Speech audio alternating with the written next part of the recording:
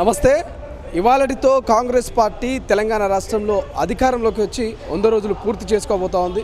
So ఈ నేపథ్యంలో ఇప్పటికే 6 గ్యారెంటీలు అమలు చేశాం. పూర్తి స్థాయిలో ప్రతి సామాన్యుడి వరకు కూడా మా యొక్క 6 గ్యారెంటీలు మా యొక్క పథకాలు అమల్లోకి వెళ్ళాయి, అందుబాటులోకి వెళ్ళాయంటూ కాంగ్రెస్ పార్టీ నాయకులు చెప్తా ఉన్నారు.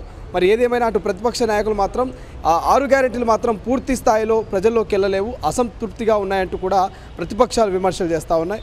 ఒకసారి మాట్లాడదాం ఇదే అంశాల మీద. నిజంగా 6 గ్యారెంటీలు అమలుకు నోచుకున్నాయా లేదనేది కాంగ్రెస్ పార్టీ నాయకులు TPC general secretary Charan Kaushik Yadav ఉన్నారు. చరణ్ కౌశిక్ యాదవ్ గారు, మీరు అన్న 6 గ్యారెంటీలు నిజంగా ప్రజల్లోకి చేరువయ్యాయా, ప్రజలకు నిజంగా దగ్గరలో ఉన్నాయా, పూర్తి స్థాయిలో అమలయ్యాయా? తెలంగాణ రాష్ట్రంలో కాంగ్రెస్ ప్రభుత్వం ఏర్పడి ఈ రోజుకు 100 రోజులు పూర్తవుతా ఉంది. జాతీయ స్థాయిలో కావచ్చు, రాష్ట్రంలో కావచ్చు, పోయినసారి టీఆర్ఎస్ ప్రభుత్వం అధికారంలోకి వచ్చిన తర్వాత 60 రోజుల కాలం పాటు కనీసం క్యాబినెట్ విస్తరించుకోలే. కానీ కాంగ్రెస్ ప్రభుత్వం డిసెంబర్ 3వ తారీఖున రిజల్ట్ వచ్చి అయితే 7వ తారీఖు నాడే ప్రమాణ స్వీకారం చేసి మంత్రివర్గాన్ని విస్తరించుకున్నాం. తర్వాత ఈ 100 రోజుల కాలంలో దేశంలో కని విని ఎరగని విధంగా కాంగ్రెస్ పార్టీ ఇచ్చినటువంటి గ్యారంటీలు 417 హామీలు ఉంటే దాదాపు 167 గ్యారంటీలు కాంగ్రెస్ ప్రభుత్వం ఆల్రెడీ ఇంప్లిమెంట్ చేసింది. దానిలో భాగంగా మొన్ననే కుల సంఘాల సంబంధించి ఎస్సీ, ఎస్టీ, బీసీ, ఓసీలో ఉన్నటువంటి వర్గాల కోసం, మేలు కోసం కాంగ్రెస్ ప్రభుత్వం 17 కార్పొరేషన్లు కూడా ఏర్పాటు చేసుకోవడం జరిగింది. ఫస్ట్ రోజు 16 కార్పొరేషన్లు, నిన్న కమ్మ కార్పొరేషన్ కూడా ఏర్పాటు చేసుకోవడం జరిగిందంటే తెలంగాణ రాష్ట్రంలో కాంగ్రెస్ ప్రభుత్వం ప్రజారంజక పాలన అందిస్తూ ఉంది. అదే కాకుండా మేము బడ్జెట్లో కూడా నిధులు సమకూర్చుకోవడం జరిగింది. బడ్జెట్లో కూడా మేము నిధులు ఆల్రెడీ కేటాయించడంతో తెలంగాణ రాష్ట్రంలో కాంగ్రెస్ ప్రభుత్వం ఇచ్చినటువంటి గ్యారెంటీలన్నీ కూడా ప్రజలకు చేరువవుతూ ఉన్నాయి. అదేవిధంగా ఇంత తక్కువ కాలంలో కాంగ్రెస్ ప్రభుత్వం మంచి పరిపాలన అందిస్తుందని చెప్పి ప్రజలంతా చర్చించుకుంటూ ఉన్నారు. అదే కాకుండా గత ప్రభుత్వం చేసిన తప్పుల మూలంగా తెలంగాణ రాష్ట్రంలో కొంత ఆర్థిక సంక్షోభంలో ఉన్న మాట వాస్తవం. ఆ సంక్షోభాన్ని కట్టించే ప్రయత్నంలో భాగంగా మా మంత్రులు, మా ముఖ్యమంత్రి గారు, అదే మా అధికారులంతా కూడా రోజుకు 18 గంటలు కష్టపడుతూ తెలంగాణ రాష్ట్రంలో ఉన్న ప్రభుత్వాన్ని ఆర్థిక సంక్షోభాన్ని కట్టించే ప్రయత్నం తెలంగాణ రాష్ట్రంలో కాంగ్రెస్ ప్రభుత్వం చేస్తూ ఉంది. ఏం చెప్తారు? పార్లమెంట్ ఎన్నికల వేళ ఇప్పటికే రేపు ఎన్నికల షెడ్యూల్ రాబోతుంది అంటున్నారు. ఇక కాంగ్రెస్ విషయానికి వస్తే రాష్ట్ర వ్యాప్తంగా 4 అభ్యర్థులు ప్రకటించారు. సో ఎట్లా కొంత లేట్ అవుతుందని అనిపించట్లేదా, లేక అభ్యర్థులు దొరకట్లేదా కాంగ్రెస్ పార్టీకి? కాంగ్రెస్ పార్టీలో అభ్యర్థులకు కొరత లేదు. కాకపోతే ఒక్కొక్క నియోజకవర్గంలో 10 నుంచి 20 మంది, కొన్ని నియోజకవర్గాలు 40 మంది అభ్యర్థులు ఉండడంతో కొంత లిస్ట్ లేట్ అవుతూ ఉంది తప్ప కాంగ్రెస్ పార్టీకి భారతీయ జనతా పార్టీ లాగానో, బీఆర్ఎస్ పార్టీ లాగానో అభ్యర్థులు దొరకగానో పక్క పార్టీల మీద ఆధారపడే పరిస్థితిలో తెలంగాణ రాష్ట్రంలో కాంగ్రెస్ ప్రభుత్వం లేదు. ఖచ్చితంగా కాంగ్రెస్ పార్టీ రేపు నోటిఫికేషన్ వచ్చిన తర్వాత తొందరలోనే అనౌన్స్ చేస్తుందని చెప్పి మేము భావిస్తూ ఉన్నాం. ఏదేమైనా కూడా ఎప్పుడు పార్లమెంట్ ఎలక్షన్ జరిగినా ఖచ్చితంగా కాంగ్రెస్ పార్టీ 14 పార్లమెంట్ స్థానాలు తక్కువ కాకుండా గెలవబోతూ ఉంది. జాతీయ స్థాయిలో కాంగ్రెస్ పార్టీ స్వతహాగానే 150 పార్లమెంట్ స్థానాలు వస్తూ ఉన్నాయి.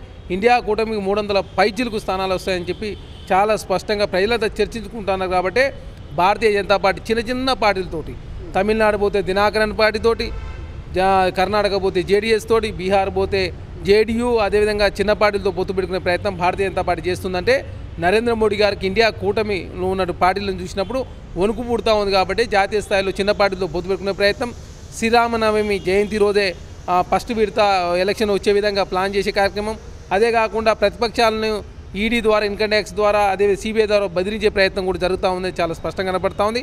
కాకపోతే ఈ 10 సంవత్సరాల కాలంలో నరేంద్ర మోడీ గారు ప్రధానమంత్రి అయిన తర్వాత ఈ దేశంలో జీడిపి పతనమైంది, రూపాయి పతనమైంది, అదేవిధంగా పేదరికం పెరుగుతూ ఉంది, నిరుద్యోగం పెరుగుతూ ఉంది, ఎగుమతులు తగ్గిపోతూ ఉన్నాయి, రాష్ట్రాల మధ్య అసమానతలు తగ్గుతూ ఉన్నాయి, అదేవిధంగా రాష్ట్రానికి కేంద్రానికి మధ్య పెద్ద ఎత్తున గలాట జరుగుతూ ఉంది. కాబట్టి దేశంలో ప్రజలంతా కూడా చాలా స్పష్టంగా నిర్ణయానికి రావడం జరిగింది. ఖచ్చితంగా నోటిఫికేషన్ వచ్చిన తర్వాత మనకే ఆ మూడు అర్థమవుతుంది. కాకపోతే ఖచ్చితంగా తెలంగాణ రాష్ట్రంలో కావచ్చు, జాతీయ స్థాయిలో కావచ్చు, ఖచ్చితంగా కాంగ్రెస్ పార్టీ ఇండియా కూటమి వస్తుంది పూర్తి విశ్వాసంతో ఉంది. ఇప్పటికే కాంగ్రెస్ పార్టీ దొంగలకు చోటునిస్తుంది, దొంగల్ని ఆహ్వానిస్తుందంటూ కొంత కామెంట్లు వినిపిస్తూ ఉన్నాయి. ఎందుకంటే బీఆర్ఎస్ పార్టీ నుంచి చాలామంది వలస వస్తున్నారు. గతంలో ఇదే కాంగ్రెస్ పార్టీ నాయకులు వాళ్ళంతా అవినీతి అక్రమాలకు పాల్పడరు అన్నటువంటి మీరు ఇవాళ వాళ్ళందరికీ స్వాగతిస్తూ ఉన్నారు. సో కారణం ఏమై ఉండొచ్చు? పార్టీ ఎవరిని పడితే వాళ్ళని తీసుకోవడం లేదు. పార్టీ అవసరాల దృష్ట్యా కాంగ్రెస్ పార్టీ అధిష్టానం ఏ నిర్ణయం తీసుకున్నా మేమంతా స్వాగతిస్తామని చెప్పేసి ఆల్రెడీ కార్యవర్గ సమావేశంలో మేమంతా ఒప్పుకోవడం జరిగింది. ప్రధాన కార్యదర్శులు, అదే వైస్ ప్రెసిడెంట్లు, జిల్లా అధ్యక్షుల సమక్షంలోనే ఎవరిని పార్టీ అవసరాల దృష్ట్యా ఏ పార్టీ నుంచి కూడా తీసుకున్నా కూడా మేమంతా అంగీకారం అని చెప్పేసి పార్టీ నిర్ణయం తీసుకున్న తర్వాత మాత్రమే తెలంగాణ రాష్ట్రంలో కాంగ్రెస్ పార్టీకి వేరే పార్టీ నుంచి వాళ్ళు తీసుకోవడం జరుగుతూ ఉంది.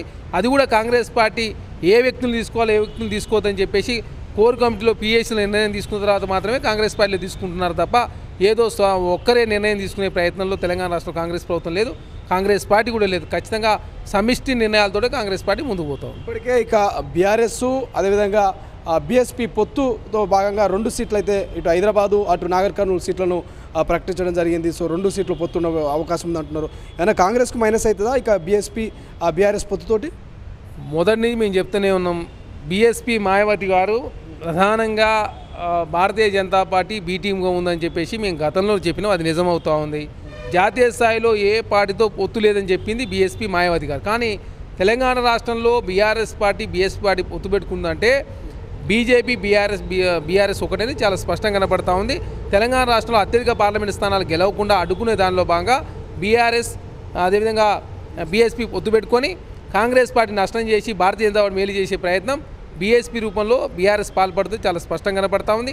అదే కాకుండా కొన్ని స్థానాల్లో భారతీయ జనతా పార్టీతో లోపాయక ఒప్పందం గుర్చుకొని డమ్మీ క్యాండిడేట్లు పెట్టే ప్రయత్నం కూడా జరుగుతూ ఉంది. కాబట్టి పూర్తి స్థాయిలో బీఆర్ఎస్ పార్టీ అభ్యర్థులను ప్రకటించిన తర్వాత ఆ డమ్మీ క్యాండిడేట్లు ఎవరనేది కూడా మేము పూర్తిగా వివరిస్తాం.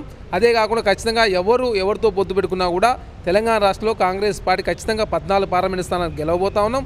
సౌత్ ఇండియాలో ఖచ్చితంగా కాంగ్రెస్ పార్టీ 60 స్థానాలు తక్కువ కాకుండా గెలవబోతా ఉంది. కర్ణాటకలో కూడా 20 స్థానాలకు మించి కాంగ్రెస్ పార్టీ గెలుస్తుందని చెప్పేసి చాలా పెద్ద ఎత్తున స్పందన కనపడతా ఉంది. అదే కాకుండా జాతీయ స్థాయిలో కూడా ఖచ్చితంగా కాంగ్రెస్ పార్టీ ఈసారి అధికారంలోకి వచ్చుడు ఖాయం. ఖచ్చితంగా నరేంద్ర మోడీ గారిని 3వసారి అధికారం రావద్దని చెప్పి ప్రయత్నం కోరుకుంటా ఉన్న దానిలో భాగంగానే సిటిజన్షిప్ అమెండ్మెంట్ యాక్ట్ తీసుకొచ్చి ప్రజలను కూడా ఆ సైడ్ డైవర్ట్ చేసే ప్రయత్నం వారు చేస్తూ ఉన్నారు. ఎందుకంటే ఈ దేశంలో ఇప్పటికే అత్యధిక ధరలతో బాధపడుతూ ఉన్నారు.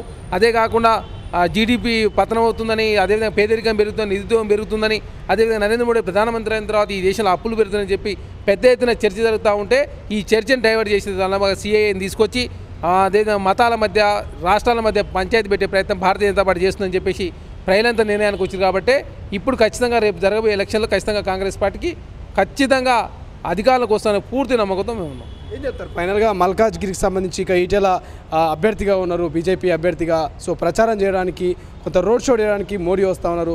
సో మల్కాజ్గిరి ఇక సీఎం రేవంత్ రెడ్డి గారి సిట్టింగ్ సీట్ అది. సో అటువంటి సీట్ ఈసారి బీజేపీ చేతిలోకి వెళ్ళే అవకాశం ఉందంటారా? ఎట్టి పరిస్థితుల్లో దేశంలో ఉన్న ప్రజలు గమనిస్తూ ఉన్నారు. మొన్న తెలంగాణ ఎలక్షన్ల సందర్భంగా భారతీయ జనతా పార్టీ ఎస్సీ వర్గీకరణ చేస్తామని చెప్పి మాట ఇచ్చి మాట తప్పింది. బీసీని ముఖ్యమంత్రి చేస్తామని చెప్పి బీజేఎల్పీ నేతను కూడా ఓసీ సామాజిక వర్గానికి సంబంధించిన మహేష్ రెడ్డి చేసినంటే భారతీయ జనతా పార్టీ ఓట్ల సందర్భంగా ఎంత పెద్ద మాట అని చెప్తుంది. ఓట్ల తర్వాత మర్చిపోతుందని చాలా స్పష్టంగా కనపడతా ఉంది. కాబట్టి తెలంగాణ రాష్ట్రంలో ఇప్పటికి విభజన హామీలు ఏది కూడా నెరవేరలేదు. తెలంగాణ రాష్ట్రానికి భారతీయ జనతా పార్టీ కేంద్ర అధికారానికి వచ్చిన తర్వాత ఎలాంటి నయా పైసా కూడా గుజరాత్ లాగానో లేకపోతే భారతీయ జనతా పార్టీ అధికార రాష్ట్రంలో లాగా ఎక్కడ కూడా నిధులు ఇవ్వలేదు. కాబట్టి రాష్ట్రంలో ప్రజలంతా కూడా చూస్తూ ఉన్నారు. నరేంద్ర మోడీ గారు అదేవిధంగా క్యాబినెట్లో ఉన్న కిషన్ రెడ్డి గారు కనీసము మల్కాయి పార్లమెంట్ కావచ్చు, సికింద్రాబాద్ పార్లమెంట్ కనీసం నవోదయ స్కూల్ కూడా తెలియదు. దేశవ్యాప్తంగా 156 మెడికల్ కాలేజీలు ఇస్తే తెలంగాణ రాష్ట్రానికి గుండు సున్నా. విభజన హామీలు నెరవేరలేదు. బయ్యారం స్టీల్ కంపెనీ రాలేదు. కాజిపేట కోచ్ ఫ్యాక్టరీ రాలేదు. అదే కాకుండా ఏదో పసుపు బోర్డు ఇచ్చింది తప్ప నిధులు ఇవ్వలేదు, ఎక్కడ పెడతానో కూడా చెప్పలేదు. కాబట్టి తెలంగాణకు తీవ్ర అన్యాయం చేసింది భారతీయ జనతా పార్టీ. తెలంగాణ నుంచి ఆ 7 మండలాలు తీసిపోయి ఆంధ్ర కలిపిరు.